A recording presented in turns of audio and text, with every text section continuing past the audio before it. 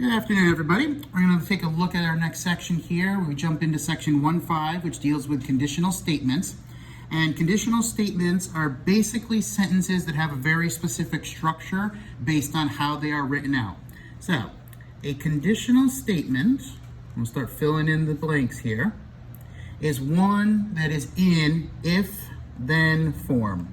So any of those statements that you've ever heard, if something happens, then this is the result, those are all considered conditional statements. Each half of that sentence is a specific part of that statement. The hypothesis is going to be the part that comes right after the word if, and the conclusion is going to be the part that comes right after the word then. But definitely take note, it says right after if and right after then.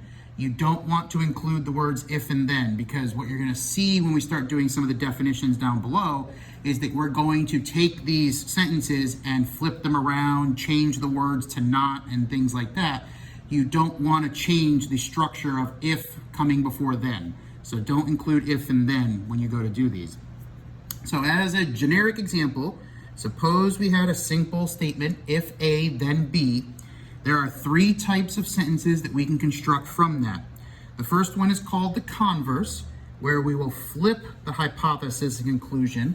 So that sentence will become, if B, then A. Then we have the inverse, where we will negate the hypothesis conclusion. Just like the negative sign with a number changes it to its opposite, we're going to do the same thing here in an English sense. We're going to introduce the word not. So if not A, then not B.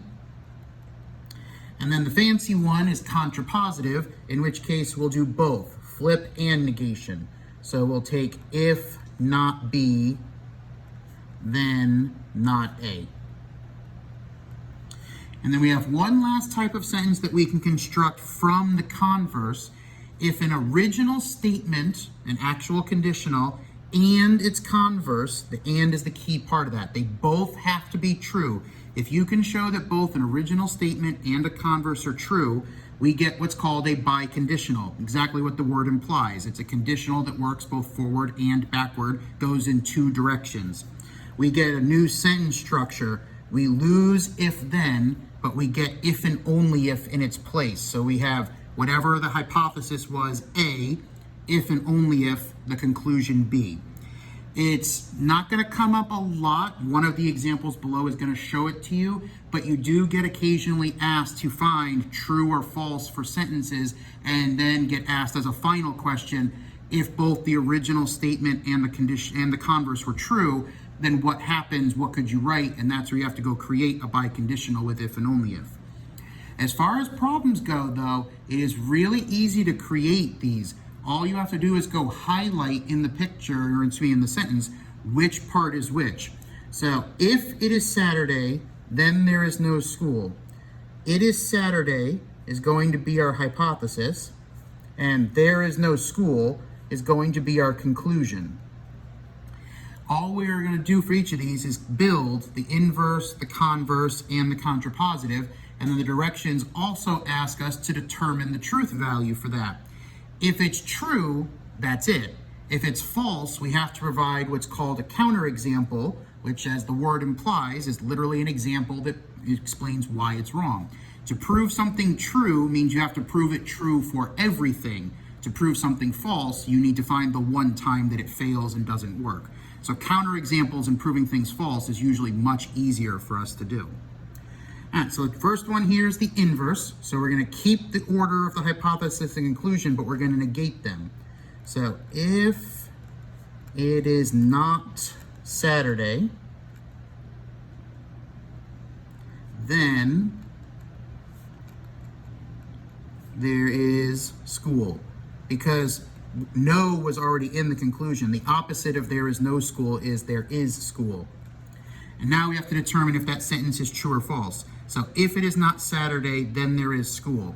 Well, that is going to be a false sentence because we can provide the counterexample of Sunday. It is not Saturday. Well, Sunday is not Saturday. There is school. Last time I checked, you're not here in school on Sunday. So converse, we'll flip them. So if there is no school, then it is Saturday. Attention all students and staff, please pardon this interruption. If all custodians could please report to room 110 at this time, we would very much appreciate it. Once again, all custodians, if you could head to room 110, we would appreciate it. Thank you. So the converse was, if there is no school, then it is Saturday. We need to determine its truth value as well. So it's the same idea. If there's no school, is it forced to be Saturday?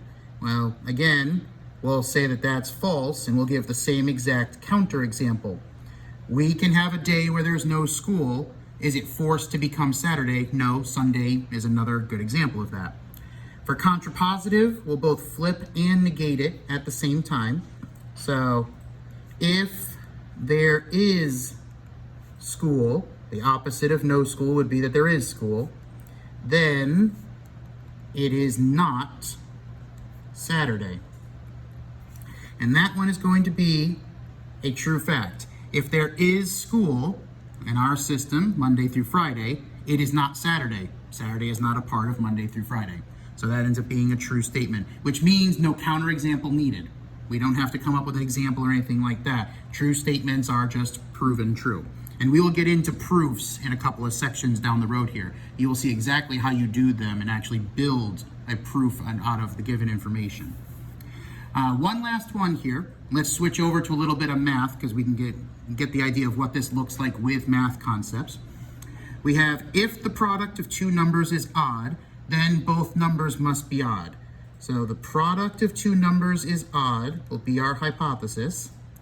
Both numbers must be odd will be our conclusion. And we're going to perform the same 3 steps we did in the first example. So the inverse would be to negate them. So if the product is not odd, then both numbers were not odd. And now we start to think about whether that statement is true or false. And that one will end up being false. You can give any counterexample you want. As long as you can find one example where it fails, you're done. Now, you only need one to prove it wrong, but we can find numerous counterexamples to this. Find any example of an even number times an odd number. So for example, 2 times 3 becoming 6. The product of 6 is not odd, so both numbers were not odd. That's wrong. 3 is still an odd number. The converse, let's flip them around. If both numbers are odd, then the product is odd. That will end up being a true statement, and you can start thinking of a couple of examples. If you take 2 odd numbers, say 3 and 3, they multiply out to a product of 9, still odd. 5 times 9, both odd, multiply out to a product of 45, still odd, and so on. The actual proof of why it's true requires a little more algebra and things that are beyond what we're doing in this section. The idea is you cannot figure out a single counterexample, so believe that it's true. Your belief is not an actual proof of it, but we're not getting into proofs and actually giving an absolute, this is why it's true yet. That is coming down the road. And then contrapositive, we're gonna both flip and negate it. So if both numbers are not odd, because that'll be the opposite of both being odd, then the product is not odd. Now the first part, both numbers are not odd, that means we're taking 2 evens and multiplying them together. The product is not odd. You know as soon as you multiply by an even number, your result is even, guaranteed. So that is also a true fact. The key to conditional statements is the pattern in them though. It's not so much the words themselves. We care far more about the pattern. One of the best things to really understand is this kind of a setup. You can fill in whatever the story part of the problem says for A and B. If you learn these three, you will be going far as sentences go. And we'll be ready to jump into actual formal proofs when they come up a couple sections down the road. That's everything for section 1.5. Look forward to seeing you guys in the next video.